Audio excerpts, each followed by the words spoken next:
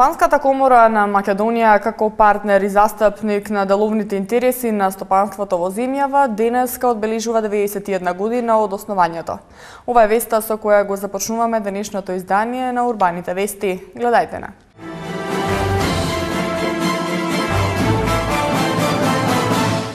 Промовирани новите камиони за собирање смети, мотокултиватори на јавното претпријатие Комунална хигиена. Изградени се пристапни патеки на кеот на Вардар во Керамидница. Со кредит од Светска банка ќе се гради училиште во Петровец.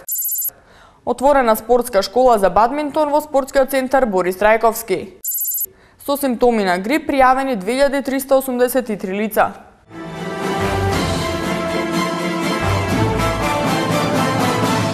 Град Скопје денеска промовираше нови 10 специјализирани возила за собирање смет, како и 5 мотокултиватори на јавното претпријатие Комунална хигиена.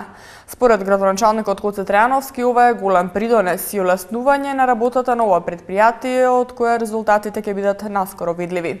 Елизабета Дамјановска. Јавното претпријатие Комунална хигиена инвестираше 11 милиони денари во набавка на нови 10 специјализирани возила за собирање смет и 5 мотокултиватори, кои денеска ги промовираа градоначалникот на град Скопје Гоце Трајановски и директорот на претпријатието Ракип Дочи. Денешната промоција на новите возила за потребите на комунална хигиена, градоначалникот Трајановски ја искористи да потсети дека изминативе 4 години драстично е променета состојбата со хигиената во Скопје. Со ова сметаме дека и најнедостапните места за собирање на смет во градот Скопје, во населените места, веќе нема да биде проблем. И со тоа комунална хигиена комплетно се опреми со возила за собирање на смет. Возилата се погодни за обезбедување пристап до помали и тесни улички и патеки, и истите се со капацитет на надградба од 1,5 кубни метри. Камионите се кинеско-турска комбинација, односно шасијата е од кинеската компанија ДСМ, а надградбата е на турската фирма Јени Балкан. Култиваторите пак се од познатата марка Голдони со јачина од 12 коњски сили, со комплетна приклучна опрема, како што е достепена фреза, четка за метење тротоари и патеки и приклучок за собирање снег. Се работи за камиони кои што дел ке работат во празнење на корпите на јавните површини, јавните плоштади. Овие возила значи ќе го решат проблемот на тие тесни улички кај што ние класичните контейнери ги заменивме со пластични канти, а бидејќи класичните контейнери беа на главните улици, а пластичните канти се во дворовите, ние со овие мали камиончиња ќе успееме да се доближиме до секое домаќинство, се со цел да го сервисираме отпадот согласно динамиката која што е усвоена во градот, а предложена од јавното претпријатие. Набавката на опремата значително ќе придонесе за подобрување на работата на претпријатието, додаде денеска Дочи. Општина Газибаба за потребите на граѓаните изгради 2 пристапни рампи на кеота на реката Вардар во населбата Керамидница. Вкупната инвестиција изнесува 400.000 денари. Градежните работи на кеот се изведуваа за да се улесни пристапот на велосипедистите и на ролерџиите на кеот, но и на сите лица кои имаат полесен телесен инвалидитет. Томислав Атанасовски. Денеска на кеот на реката Вардар во населбата Керамидница беа пуштени во употреба 2 пристапни рампи за полесен пристап на велосипедистите и на ролерџиите, но и на сите лица кои имаат полесен телесен инвалидитет, а сакаат слободното време да го поминат на кеот. Општина Газибаба е реализатор на овој проект кој многу ќе им го олесни движењето на граѓаните од левата страна на кеот на Вардар, а патеките се направени од бекатон плочки. На 2 локации се изградија рампи за спуштање, каде што ќе можат жителите од Керамидница, од Автокоманда, од Железара, од нашава општина полесно да пристапат кон кеот на реката Вардар. Евидентно е дека наназад неколку години во соработка со градот Скопје интензивно се работеше на уредување на кеот на реката Вардар, така да сега се доби ликот како што беше десната страна на реката Вардар, еве и левата страна е уредена и граѓаните во текот на летниот период многу се присутни и активно го користат овој дел. Едно од барањата беше да се направи вакви пристапни патеки и тоа го направивме, така да еве сега од аспект на полесна пристапност и за децата со велосипеди, со ролерки, за повозрасните лица, за лицата со одреден хендикеп, навистина овие рампи се од голема помош. Должината на овие пристапни рампи изнесува 15 метри, а градежните работи ги изведуваше фирмата Адра од Скопје. За двете пристапни рампи потрошени се средства од буџетот на општина Газибаба за 2013 година во висина од 400.000 денари. Градоначалникот на општината Ѓорче Петров Сокол Митровски одржа средба со местното население од село Орман. Жителите од ова населено место најмногу жалби упатуваат за катастарските проблеми со кои веќе подолго време се соочуваат. За парцели за кои со години имаат имотни листови сега се појавуваат неколку сопственици. Ова не е појава само во Орман, туку и во другите рурални места во општината. Според надлежните од општината, неколку дневните средби со вработените во катастарот кои неодамна се одржаа не се доволни за решавање на многобројните предмети со ваков карактер. Граѓаните бараат вакви средби во катастарот да се одржуваат барем еднаш месечно. Градоначалникот Митровски им вети дека ќе разговара со првите луѓе на катастарот за почести средби со граѓаните од општина Ѓорче Петров, со што ќе се забрза процесот во решавањето на проблемите од ваков вид за истите да бидат решени во најкраток можен рок. Локалната самоуправа од Петровец деновиве треба да го подпише договорот со Светска банка со цел долгорочно задолжување за изградба на ново училиште во склоп на основното училиште Кочо Рацин во Петровец. Намерата е да се користат финансиски средства од програмата на проектот за подобрување на општинските услуги. За околу 3 месеци треба да стартува изградбата на новиот дел од училишната зграда на основното училиште Кочо Рацин во Петровец. Финансиските средства во висина од 80 милиони денари потребни за изградба на училиштето се одобрени од страна на Светска банка, а деновиве треба да биде и подпишан и договорот помеѓу општина Петровец и Светска банка за долгорочно задолжување. Намерата е да се користат финансиски средства од програмата на проектот за подобрување на општинските услуги. Новото училиште ќе се гради на 2 ката, а за таа цел ќе биде струшен третиот павилјон од старата училишна зграда. Ставот на раководните лица од локалната самоуправа е дека во монтажното училиште изградено во 1964 година одамна не е возможен квалитетен воспитно-образовен процес. Успеавме да реновираме во општина Петровец сите основни и подрачни училишта, значи во Долно Коњари, во Катланово, во Средно Коњари, во Горно Коњари, во Сушица, изградиме ново школо во населеното место Чифлик, ни остана само уште основното училиште Кочо Рацин овдека во Петровец. Значи тука може да се пофалиме дека оваа година некаде во мај ќе поставуваме камен темелник на нова училишна зграда. Условите во постоичкиот објект на основно училиште Кочо Рацин Петровец се оттежнати бидејќи ова е привремен објект, нели, монтажен објект кој што е изграден 64 година и имаме потреба од нов објект и се надеваме дека оваа учебна година значи ќе започне изградба на новиот објект и се надеваме дека со тоа и можност за поквалитетна реализација на наставните содржини во наставата. Во моментот во основното училиште Кочо Рацин учат 530 ученици. Откако ќе се започне со градишните активности за изградба на новиот дел на училишната зграда, наставата ќе се одвива во 2 смени, а по завршувањето на изградбата основното училиште Кочо Рацин ќе биде со капацитет за 650 ученици. Во моментов се изведуваат и градешни активности за изградба на спортската сала во дворот на училиштето. Дел од проектот на владата и Агенцијата за млади и спорт за изградба на 35 спортски сали во Македонија. Министерството за информатичко општество и администрација подготви закон со кој ќе се следи воведувањето меѓународни стандарди во државните институции, со цел да се обезбеди подобар квалитет на услугите во државните служби. Со овој закон сите државни институции ќе се обврзат да се трансформираат и да ги коригираат своите работни процеси со цел да се добие ефикасно работење во администрацијата, а со тоа граѓаните да добијат поквалитетни услуги. Постоечките процеси треба да бидат заменети со адекватни процеси на развиените западноевропски држави, преку сертифицирање од институциите од Европската Унија, со што ќе се добие услужно ориентирана администрација. Со примената на новиот закон, граѓаните ќе може да ги следат институциите дали нивните чекори и мерки кои ги предлагаат се соодветни на воведениот стандард. Од денеска во склоп на спортскиот центар Борис Трајковски започнува со работа спортската школа за бадминтон. Агенцијата за млади и спорт донираше 2 специфични подлоги за бадминтон за сите љубители кои од сега ќе можат професионално да се занимаваат со овој спорт и да тренираат за светските првенства. Овој спортски објект ќе биде достапен за сите граѓани. Ивана Митковска. Спортскиот центар Борис Трајковски продолжува да го шири асортиманот на услуги. Агенцијата за млади и спорт денеска ја промовираше спортската школа бадминтон, која ќе функционира во склоп на спортскиот центар Борис Трајковски. Односно, донирани беа 2 специфични подлоги и реквизити за бадминтон, со што ќе се подобрат условите за професионално тренирање на овој спорт во Македонија. Спортскиот центар Борис Трајковски се кој го шири асортиманот услуги кои што го нуди до граѓаните, како за рекреативците, така и за професионалните спортисти.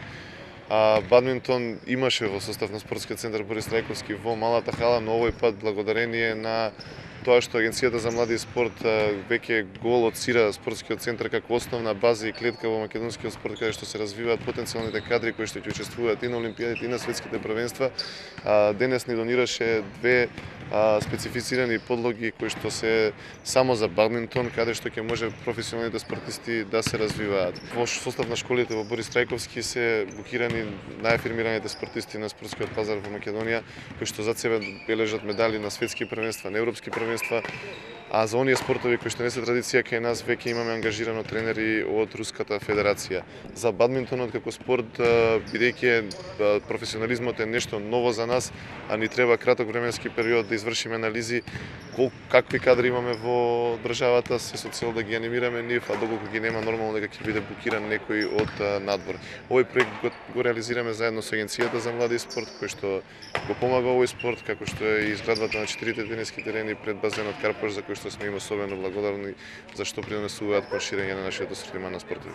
Бадминтонот ќе биде достапен и во комерцијална употреба за граѓаните, кои ќе можат да се рекреираат и за професионален спорт преку школата, која ќе биде дел од Спортската академија, додаде директорот на спортскиот центар Радко Капушевски. Председателот на Бадминтон Федерацијата на Македонија, Диме Стефановски, рече дека благодарение на бадминтон школата и новите терени, успехот на овој спорт ќе биде неминовен и очекуваат на Олимпијадата во Рио 2016 година Македонија да има свој представник. Тој најави и дека во тек е подготовка на надворешна сала, во која ќе бидат поставени уште 16 вакви терени, отворени за сите граѓани. Најзадоволни секако беа оние кои се занимаваат со овој спорт, бидејќи на новите спортски игралишта ќе можат да се усовршуваат и да тренираат за Олимписките игри. Со овде кој што го гледаме позади нас, се постигнаа врвните услови за врвен тренинг на нашите најдобри преводувачи, меѓу кои морам да потенцирам дека имаме 2 потенцијални кандидати за остварување на олимписка норма за Олимписките игри 2016 година во Рио. И со самото тоа им возможивме услови за максимален врвен тренинг, со што би достигнале максимални врвни резултати. До сега ова не беше случај во Македонија, иако е бадминтон во Македонија млад спорт, постои 7-8 години, успеавме да постигнеме ниво кое се мери со европските нива. Васил Пујовски и Ива Стефановска се двајцата македонци од кои се очекува да ги искористат можностите и вложувањата во овој спорт и да обезбедат норми за Олимписките игри 2016 година. Дали со отварањето на школа за бадминтон ќе се подобрат условите за тренирање на овој спорт во Македонија? Во текот на мојата кариера сум учествувал на многу тренажни сесии секаде во светот, например во Загреб, Луксембург, Куала Лумпур, Копенхаген, така натаму и секаде каде што сум бил меѓународно ми биле возможни најдобрите услови за бадминтон кои што воопшто можат да постојат, нели? И навистина знам што се добри услови и сметам дека сум способен да оценам дали овие услови се добри и навистина се едни од најдобрите услови кои што нели би можеле да постојат и навистина сум благодарен за тоа. Инаку, отварањето на спортската школа бадминтон е дел од проектот формирање на спортски школи во индивидуални спортови, со цел достоинствен настап на македонските спортисти на следните Олимписки игри. На 2 март во Македонската опера и балет ќе биде доделена првата награда Виртуози, што ја иницира Сојузот на композиторите на Македонија, Македонската филхармонија и Македонската опера и балет. Номинирани се по 3 уметници, ансамбли или манифестации од музичко-сценската уметност во 10 категории, а за наградените ќе одлучува 11 членото стручно жири, музички и балетски уметници, педагози и теоретичари. Наградата е статуетка од авторката Виолета Коцев, која беше избрана на конкурс. Целта на наградата Виртуози е да се даде признание на уметниците, а и сите други уметници да се потикнат со креативни проекти. Целта е да се афирмира класичната музика која има минимален простор во медиумите. Номинациите ги испратиле околу 15 на институции. Во сите категории имало по 15 на предлози, а најмногу 25. Влезот за манифестацијата идната сабота, кога првпат ќе биде доделена наградата Виртуози во 10 категории, ќе биде бесплатен, со претходна резервација во Сојузот на композиторите на Македонија. Според последните податоци на Институтот за јавно здравје, бројот на пријавени со симптоми за грип е 2383 лица. Оваа бројка покажува зголемување на бројот на заболени лица во однос на претходната недела за 8,8%, а во однос на истата недела минатата година за нешто повеќе од 4 пати. Андријана Димтриевска. И понатаму се регистрира пораст на активноста на вирусот на грип и по интензитет и по распространетост, односно бројот на пријавените заболувања слични на грип во Република Македонија продолжува да расте. Лекарите велат дека моменталната состојба е очекувана во сезоната на грип и се предвидува дека и во наредните недела-две ќе има континуитет во порастот на активноста на вирусот на грип. Во земјава продолжува доминацијата на инфлуенцата AH1N1, вирусниот подтип. Во последнава недела регистрирани се нови 2383 лица со симптоми на грип. Според информациите од Институтот за јавно здравје, во споредба со претходната недела се бележи раст за околу 8,8%. Инаку, од 135 примероци испратени на анализи во текот на зимскиот период, инфлуенцата H1N1 е забележана кај околу 20% од случаевите.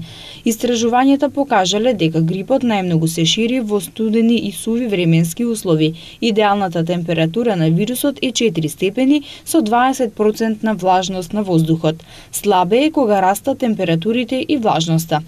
Препораките на лекарите се зголемување на хигиената на работните места, во образовните и во здравствените установи, во јавниот сообраќај, повеќе чистење и дезинфекција на автобусите, проветрување на простории и миење раце по секое излегување надвор, конзумирање на повеќе свежо овошје и зеленчук. Препораките најмногу важат за бребените жени, децата и хронично болните лица. Во продолжение на урбаните вести ви информираме за дел од културно-забавните случувања вечерва во Скопје. Представата Греф или Шприцер се изведува вечерва од 20 часот во Драмскиот театар. Представата е од Сашко Насев, а во режија на Дејан Дамјановски. Представата Животот на Молиер од Михаел Булгаков во режија на Александар Поповски се изведува вечерва од 20 часот во Македонскиот народен театар. Мал Колаш, убавиот српски збор, се изведува вечерва на сцената на Македонската опера и балет во 20 часот во организација на Културно-информативниот центар на Србите во Македонија СПОНА, по повод Денот на државноста на Република Србија. Во киното Рамстор, сала 2 од 20 часот и од 22 часот ќе имате можност да го погледнете играниот филм 43. Во градското кино Милениум од 20 часот се прикажува филмот Хобитот, а од 23 часот Смртта на човек од Балканот. Еве што ќе гледате понатаму во вестите. Спорт, кошаркарите на МЗТ Скопје Аеродром забележа победа на гостувањето во Загреб против Цедевита. Актуел, британската пејачка Адел го снима незиниот нов албум.